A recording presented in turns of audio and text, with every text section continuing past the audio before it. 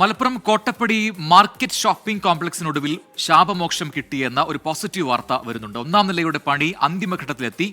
മലപ്പുറം നഗരസഭയുടെ മേൽനോട്ടത്തിലാണ് ജോലികൾ അതിവേഗം നടക്കുന്നത്. ഷോപ്പിംഗ് കോംപ്ലക്സ് പണി എങ്ങും എത്തിയില്ലെന്ന് പൊതുജനം കഴിഞ്ഞ സാർ വാർത്ത നൽകിയതിന് പിന്നാലെയാണ് അധികൃതരുടെ ഇടപെടലുണ്ടായത്. പൊതുജനം impact. Malappuram Kottappadi market shopping complex നിർമ്മാണം എങ്ങുമെത്താത്തതിൽ വ്യാപാരികൾ സമരത്തിലേക്ക് കടക്കുകയാണ്. 2021 ആരംഭിച്ച പണി പകുതി പോലും പൂർത്തിയായിട്ടില്ല എന്നാണ് അവർ പറയുന്നത്. 80ഓളം വ്യാപാരികളാണ് കടുത്ത പ്രതിസന്ധിയിലായിരിക്കുന്നത്. ആ റിപ്പോർട്ടിലേക്കാണ്.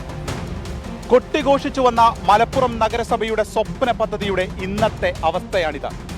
കോട്ടപ്പടി വ്യാപാര സമുച്ചയം കൊതുകൾക്ക് വളരാൻ വെള്ളം കെട്ടിക്കിടക്കുന്നു. തൂണുകളും ഈ തുരുമ്പിച്ച കമ്പികളും മാത്രം ബാക്കി. 5 മാസങ്ങൾക്ക് മുൻപ് ഇതേ സ്ഥലത്ത് നിന്നാണ് ഞങ്ങൾ സംസാരിച്ചത്. പക്ഷേ പിന്നിലെ കാഴ്ചകൾക്ക് വ്യത്യാസമുണ്ട്.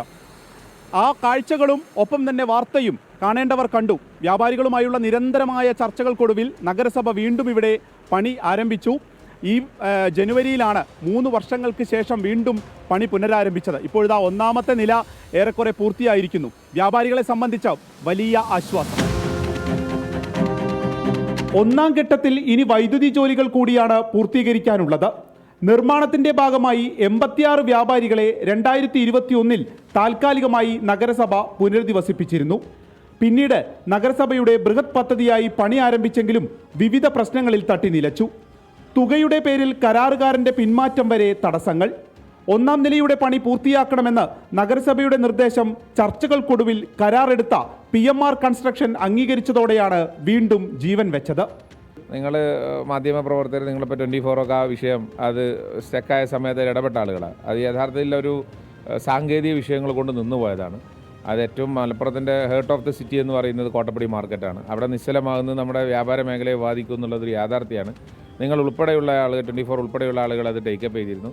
ഞങ്ങളത് ആ രീതിയിൽ തന്നെ ഗൗരവമായി മാധ്യമപ്രവർത്തകരുടെ ശ്രദ്ധയിൽപ്പെടുത്തുന്നതോടൊപ്പം സാധാരണക്കാരായിട്ടുള്ള ആളുകൾ, നമ്മുടെ അവിടുത്തെ കച്ചവടക്കാർ എല്ലാവരെയും ബാധിക്കുന്ന ഒരു കാര്യമാണ്. അതുകൊണ്ട് തന്നെ എല്ലാവരും നിങ്ങൾ ഉൾപ്പെടെയുള്ള ആളുകൾ ചൂണ്ടിക്കാണിച്ചതും ഞങ്ങളുടെ ഒരു ബോധ്യമൊക്കെ ഉൾപ്പെടെ അതിനകത്ത് ഒരുപോലെ ഇത് സോൾവ് ചെയ്യുന്നതിന് വേണ്ടി ഞങ്ങൾ കണ്ടിട്ടുണ്ട്. അതിൻ്റെ ഒരു കാരണമായി തീർന്നിട്ടുണ്ട്. LSED എഞ്ചിനീയറിംഗ് ചീഫ് എഞ്ചിനീയർ ഈ മാസം സ്ഥലം സന്ദർശിക്കും. DPRൽ മാറ്റങ്ങൾ വരുത്തണോ എന്നതിൽ അന്തിമ രൂപം നൽകും. ചീഫ് എഞ്ചിനീയറുടെ വിസിറ്റിന് ശേഷം അന്തിമമായി ഇതിൻ്റെ ഘടനയുമായി ബന്ധപ്പെട്ട ചെറിയ വേരിയേഷൻസ് അവരുടെ കൂടി ഒരു കൺസെൻറ്റ് വാങ്ങേണ്ടതുണ്ട്. ചുരുങ്ങിയ സമയത്തിനുള്ളിൽ മാർക്കറ്റ് പൂർണ്ണമായി പ്രവർത്തിക്കും. വലിയ പ്രതീക്ഷയിലാണ് വ്യാപാരികളും. കാട് പിടിച്ച് കിടക്കുന്ന സ്ഥലം എന്ന പേരുദോഷം മാറി ആളുകൾ എത്തിത്തുടങ്ങുന്നു.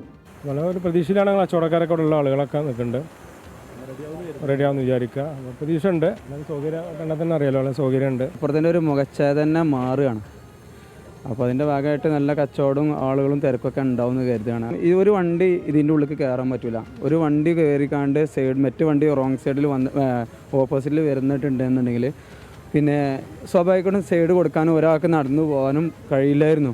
ഇപ്പോൾ അതൊക്കെ എല്ലാം ആ അവസ്ഥയൊക്കെ മാറി ഇപ്പോൾ നല്ല ഒരു അവസ്ഥയിലാണ് ഇപ്പോൾ ഉള്ളത്. പ്രതീക്ഷ തന്നെ ഉള്ളത്.